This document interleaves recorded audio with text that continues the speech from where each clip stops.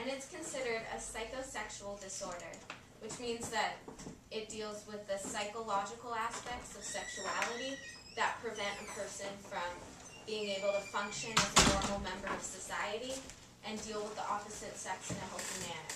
And so some other psychosexual disorders are transsexuals, transvestites, fetishes, and homosexuals. It's debatable whether or not, but they're still considered, and were for a really long time considered in that category. And so basically it's not so much a mental disorder, it's basically defined by the fact that they're unable to function normally to the normal standards we have in society.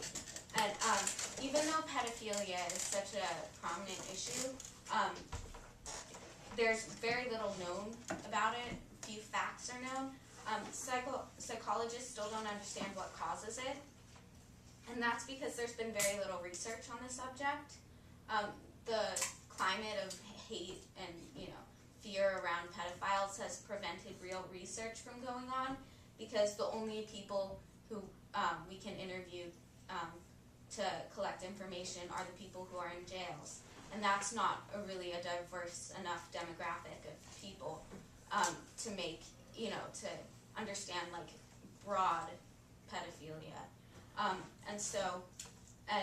but people who aren't in jail, they can't step forward. Pedophiles, they can't step forward because they would be arrested, and so there's no tolerance, and no tolerance leads to no information, which increases the cycle of fear and hate and distrust. Jesus. Anyway. So just to dispel a couple false facts, there's no consistent psychological or physiological abnormality that pedophiles have. And so basically it's just about sexuality. They're not psychopaths. Even things like that they're dependent and passive, socially awkward, that's not, the Government Accountability Office has determined that's not true and all-inclusive of pedophiles.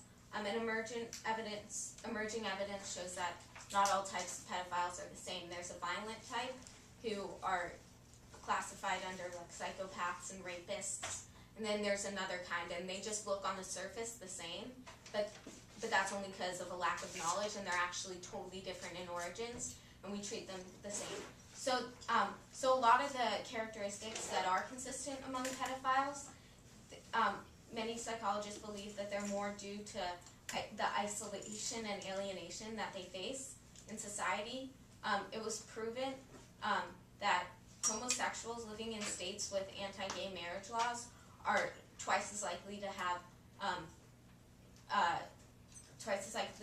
anxiety disorders than homosexuals living in states where there aren't anti-gay marriage laws. So that shows how normal people, if they feel persecuted, and then it's gonna increase their mental issues, and for pedophiles it's even worse than that, because they're viewed as their sexuality is viewed as the utmost of evils, and so that is sure to affect a lot. And it's also harder for victims to step forward. Most cases of abuse aren't known about, or they don't come forward because it's very scary and shameful in society. Okay, so sexuality is agreed among most psychologists to be a continuum, since they decided that homosexuality and those types of things, those aren't, it's not black and white, you're this sexuality or this. It's a continuum that also applies to the continuum of pedophilia. So it's not black and white, evil, good.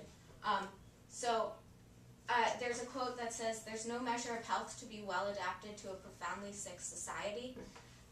So what does that say about people who are poorly adapted to a sick society? No one can deny that American society and all of society, we've been, sexually unhealthy for, since our origins, and we've been to every single extreme of, modesty and exploiting. So but the problem is we don't know where to, so how does a normal person like you or the psychologist, where do we learn to draw the line?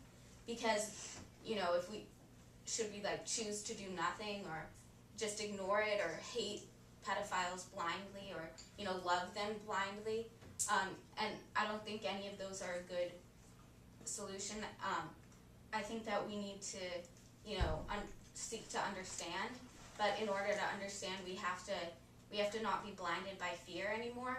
So we have to just really open our minds, and this is such an important topic to be open-minded about, because it's easy to be open-minded about things that are more comfortable for you, but being open-minded about something that seems totally wrong is actually where it's what counts the most, and it's what causes revolutions and changes, more so than just the easy open-minded.